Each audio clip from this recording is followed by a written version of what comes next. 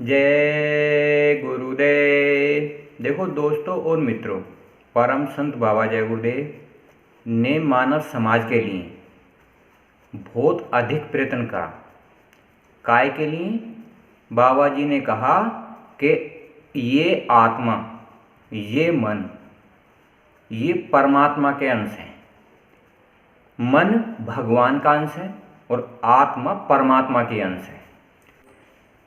सत्य ज्ञान मिलना मुश्किल पड़ जाता है।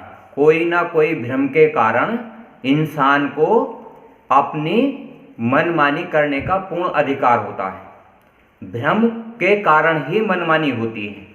मन 20 साल, 30 साल, 40 साल, 50 साल अपनी मनमानी करके आत्मा मन 84 में चले जाते हैं। ये जीवन व्यर्थ चला जाता है। तो हमें तुम्हें चाहिए सत्य को जानना, जहाँ सत्य का मजबूत आधार हो। तो मैं आपको किताब के माध्यम से कुछ बातें बताता हूँ। बाबा जी ने कहा, एक भूकंप भारतवर्ष में इतना ज़बरदस्त आने वाला है, हो सकता है ये इमारतें 400 फीट ऊपर आसमान में उछल जाएं। बाबा जी ने कहा, कलयुग जाएगा और सतयुग आएगा तो आपका कचूमन निकल जाएगा। तो आने वाले समय में परम संत बाबा जय गुरुदेव का नाम ही आपकी रक्षा करेगा और कल्याण करेगा। पर जब करेगा जब आप साधकी संगत करोगे। बाबा जी ने कहा, आने वाले समय में साधक काम करेगा। खोजरी पिया को निज घट में, पिया से अगर मिलना चाहो तो पिया मिले कोई साध समग में, यानी कि साध की संगत में भगवान और परमात्मा मिल जाता है युक्ति के द्वारा। बाबा जी ने कहा, अगर दुनिया के लोग तुम्हें ताना मार दें तो लग जाता है। भूल नहीं पाते हो। मैं तुम्हें बराबर कहता हूँ कि भजन कर लो। भजन करने का मतलब है ये इस मन को भगवान के घर ले जाओ और आत्मा को परमात्मा के घर ले जाओ। किसी साधु महात्मा की युक्ति के द्वारा अगर ये कार्य आपने नहीं करा, चाहे आप किसी भी धर्म के हों, किसी भी जाति बिरादरी के हों, अगर आपने ये कार्य नहीं किया तो आपकी ये आत्मा 84 में चली जाएगी। महात्माओं का काम शुरू से आखिर तक ये होता है सत्य और असत्य को बताना। करना या न करना इंसान के हाथ में होता है। बाबा जी ने कहा, एक समय ऐसा भी आएगा जब लोग खोज करेंगे। बाबा जी ने कब और कब क्या कहा? तब मेरे सत्य को टेप के एक एक शब्द को लोग विचार करेंगे। बाबा जी के कहे शब्दों को एक एक को विचार करेंगे। बाबा जी ने कब और क्या कहा? भारत की क्या बात है, विश्व के लोग भारत में मेरे साहित्य को पढ़ने की खोज करने आएंगे। मेरे साहित्य जो मैंने लिखा है इतिहास, उसे सब लोग खोज करेंगे और एक एक बात को अमल करेंगे। समय इतनी अच्छाइयों का होगा कि लोग हैरत होगी। इतनी अच्छाइयों का समय होगा कि लोगों को हैरत होगी। क्योंकि परम पिता परमात्मा जब अपना आधार इस संसार में छोड़ के जाता है, वो कह के जाता है समय के अनुसार। आज तक जितने महात्माओं ने कार्य किए समय के अनुसार किए। क्योंकि सतयुग का समय अलग था, द्वापर का समय अलग था और त्रेता में राम का समय अलग था। सबका समय अलग अलग होता है, सबके अस्त्र शस्त्र अलग अलग होते हैं। सतयुग का समान कलयुग में काम नहीं, द्वापर का समान त्रेता में काम नहीं और त्रेता का समान कलयुग में काम नहीं आता। जब जब समय बदलता है, जब जब क्रियाएं बदलती हैं, जब जब हथियार बदलते हैं। आज कलयुग में कलयुग के महात्मा की ज़रूरत है, कलयुग के अस्त्र शस्त्रों की ज़रूरत है, कलयुग के साधनों की ज़रूरत है, कलयुग के विज्ञान की ज़रूरत है। क्योंकि इसके अनुसार अगर मानव समाज कार्य करता है तो इसके अनुसार ही मनुष्य शरीर में साधना आसान कर दी जाती है। क्योंकि सतयुग की साधना आज के इंसान नहीं कर सकते, द्वापर की साधना आज के इंसान नहीं कर सकते, त्रेता की साधना आज के इंसान नहीं कर सकते। कलयुग की साधना परम संत बाबा जय गुरुदेव ने इतनी आसान कर दी गई है। आप अपने घर परिवार समाज का कार्य करते हुए, देश व दुनिया का कार्य करते हुए, अपने घर परिवार की समाज की सेवा करते हुए, सत्संग सेवा भजन का कार्य करते हुए आप परमात्मा को और भगवान को प्राप्त कर सकते हैं। जो साधक होता है, जो साधु होता है, आप खुद भी भगवान को देखें और दूसरों मतलब साधक को बताएं। उससे बताने से ये निश्चय हो जाता है कि हमने जो देखा वो सत्य था या नहीं। आपको सत्य जानना बहुत जरूरी है। आज से आपने देखा नहीं कितने सत्संग, कितने ऋषि मुनि महात्मा केवल 20 साल, 30 साल, 50 साल, 70 साल भ्रम में जीते रहते हैं। अंत समय तक भगवान और परमात्मा के दर्शन नहीं होते।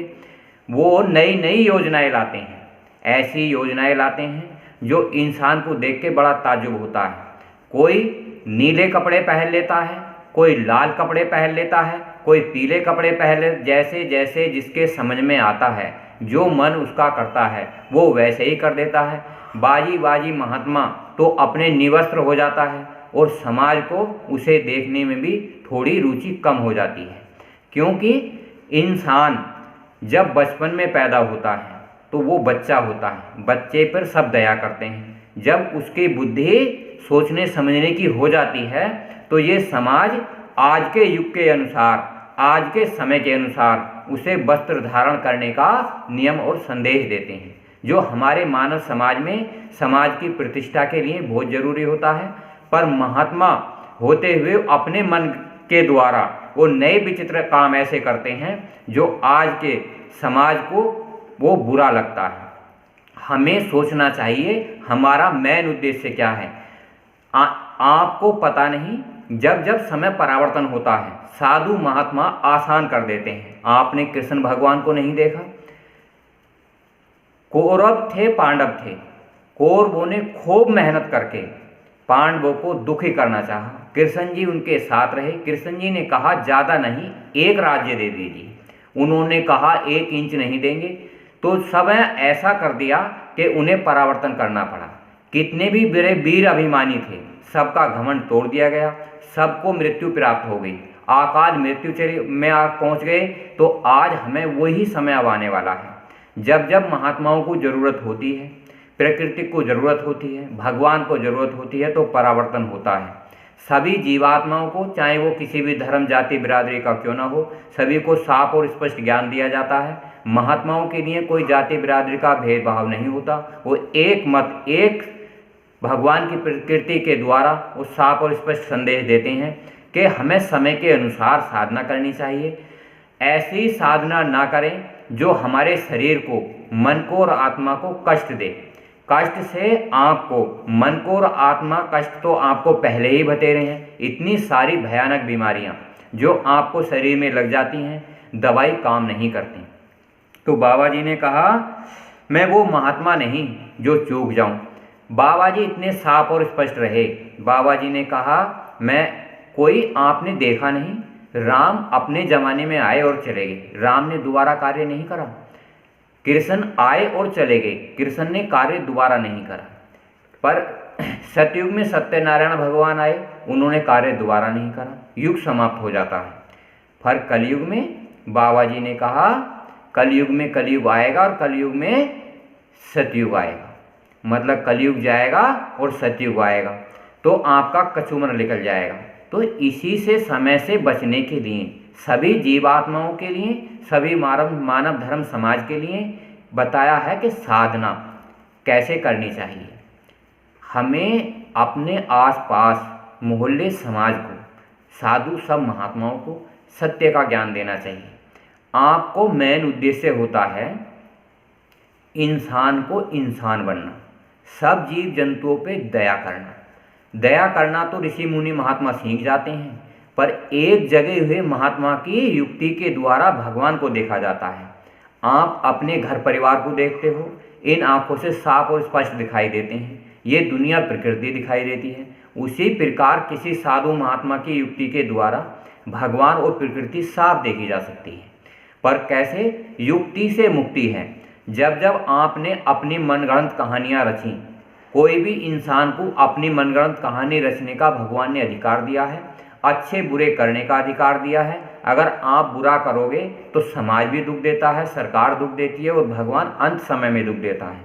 अगर हम अच्छाई का काम करते हैं, समय के अनुसार जो जगे हुए महात्मा होते हैं उन्हें भगवान बताने की आज़ादी होती है, भगवान को युक्ति के द्वारा दिखाने की आज़ादी होती है। पर वो एक समय में एक आता है, दूसरा कोई नहीं आता। अगर साधक आएगा तो सद्गुरु नहीं आने के, और सद्गुरु आएंगे तो गुरु नहीं आने के। गुरु के बाद सद्गुरु आते हैं, सद्गुरु के बाद साध आता है, और साध के बाद चेला आता है। कभी एक समय में चार एक साथ कभी नहीं आते। अगर ऐसा है, वो प्रकृति का विधान होता है। विधान कैसे होता है? जैसे परम संत बाबा जय गुरुदेव के अनुसार बाबा जी के बहुत सारे सत्संगी 40-50 ऐसे रहे, बाबा जी ने आदेश कर दिया, वो बाबा जी के कहे अनुसार पूरे भारतवर्ष में फैल गई। उन्होंने बाबा जी का संदेश लेकर दुनिया को बताया। उनमें आध्यात्मिक शक्तियाँ थीं, पर बाबा जी के अनुसार थी। महात्मा तो एक ही थे। उसके अनुसार राम आए, राम के साथ बहुत सारे ऋषि मुनि आए। उन्हें उनसे ज़्यादा शक्ति तो उन ऋषि मुनि महात्माओं में थी, पर आधार किसका रहा? राम का। राम ही त्रिलोकीनाथ थे, क्योंकि महात्मा उनकी भक्ति करते थे, उनके नियम और दायरों में रहते थे। जैसे परम संत बाबा जय गुरुदेव के नियम और दायरों में 40-50 सत्संगी रहते थे, जो भारतवर्ष में प्रचार करते थे। तो एक शक्ति के अधीन रहा जाता है, उनसे विरोध ईर्षा नहीं की जाती, क्योंकि समय के अनुसार बाबा जी ने कहा मैं आने वाले समय में भी काम करूँगा, यानी कि मैं जाने के बाद भी काम करूँगा। बाबा जी ने कहा मैं वो महात्मा नहीं जो चूक जाऊँ। तो बाबा जी ने साफ और स्पष्ट कहा, ये नामदान कहीं मिलेगा नहीं, ना कोई इसे जानता है, और जो जानता है आप उसे नहीं जान सकते। यानी कि इस सृष्टि में महापुरुष जन्मा कहीं है जिसकी महत्ता का वर्णन नहीं है। वो महापुरुष, महान आत्मा, महाबली एक शासक होगा, धर्म मुकुट सिर पर धारेगा, धरा से देगा पाप हटाए। वो इंसान नामदान को देने में सक्षम होगा, पर अपने गुरु के अनुसार, जैसे बाबा जी ने बताया है, वो नामदान देने की इच्छा प्रकट नहीं करेगा। क्योंकि नामदान से क्या होता है? 5 नाम से क्या होता है? राम के नाम से क्या होता है? कृष्ण के नाम से क्या होता है? राम के नाम से राम का लोक मिलता है, कृष्ण के नाम से कृष्ण का लोक मिलता है, और सत्यनारायण के भगवान से सत्य का लोक मिलता है। इसी प्रकार से नामदान से हमें 5 नामों का आधार मिल जाता है, जैसे ईश्वर लोक, ब्रह्मलोक, पार ब्रह्मलोक, महाकाल लोक, सतलोक। अगर हम नाम का आधार लेके चलते हैं, पर अगर हम नाम का आधार लेके नहीं चलते हैं, कोई साधु महात्मा या साधक कोई नई युक्ति बताता है। बाबा जय गुरुदेव की किताबों से बहुत सारी बातें लिखी हैं, एक नहीं, 2 नहीं, 1000 नहीं। किसी एक मंत्र के द्वारा जो किताब में लिखा है, उसी मंत्र के द्वारा भगवान और परमात्मा को देखा जा सकता है और दूसरों को दिखाया भी जा सकता है। क्योंकि आज एक का आधार नहीं। जैसे जैसे इस कलयुग में जनसंख्या बढ़ती है, महात्मा भी अपनी शक्ति और सामर्थ्य का विस्तार करते हैं। विस्तार एक आधार पर नहीं होता, विस्तार 1 लाख के आधार पर भी होता है, क्योंकि सभी आत्माओं को जगाने का पूर्ण अधिकार होता है। बाबा जी ने कहा कितने चोर डकैत यहाँ आकर सब बदल गए, जो आएंगे वे भी बदल जाएंगे, अगर न बदल जाएं तो बाबा जी को बाबा जी नहीं कहना। जितनी भी इंसान के अंदर आत्माएं हैं, जो आत्मा मेरे अंदर है वो सब इंसानों के अंदर है। कुछ इंसान भगवान के पास जाते हैं, परमात्मा के पास जाते हैं, साधु संतों के पास जाते हैं, कोई ना कोई कारण होता है। जब हम पहले साधु संतों के पास जाते हैं, वो एक युक्ति बताते हैं। युक्ति से जब वो अपने आत्मा का रूप देखते हैं, भगवान का रूप देखते हैं, भगवान से बातें करते हैं, परमात्मा से बातें करते हैं, तो सारा भ्रम खत्म हो जाता है। जो चोर डकैत बदले जाते हैं। कहीं भी किसी भी संस्था में जाकर जब हमें भगवान और परमात्मा नहीं दिखाया जाता, भेष धारण करके इंसान बैठे रहते हैं, वो धार्मिक किताबों का ज्ञान का वो बखान करते रहते हैं, विचार करते रहते हैं, तो हमें एक धोखे मात्र रह जाते हैं। क्योंकि हमारा जो कीमती समय था 10-20 साल, 40 साल, 50 साल का, वो व्यर्थ चला जाता है, और हमारी ये आत्मा पता नहीं चलता नरकों में गई या स्वर्ग में गई। भगवान को देखने पर, परमात्मा को देखने पर हमारी ये आत्मा निर्मल और पवित्र हो जाती है, जो कि हम अंतर में देख लेते हैं। तो इसी वीडियो को लाइक करना, शेयर करना, सब्सक्राइब करना, बेल आइकन प्रेस करना, सब मानव समाज को बताना, अपने यार दोस्त मित्रों को बताना। जितनों को बताओगे उनका भी आत्म कल्याण होगा, मोक्ष मिलेगा, मुक्ति मिलेगी, आज़ादी मिलेगी, सभी बीमारियों में राहत मिलेगी। हमारा प्रचार करने का उद्देश्य है बाबा जी का, सत्य का सबको पता चले। जय गुरुदेव।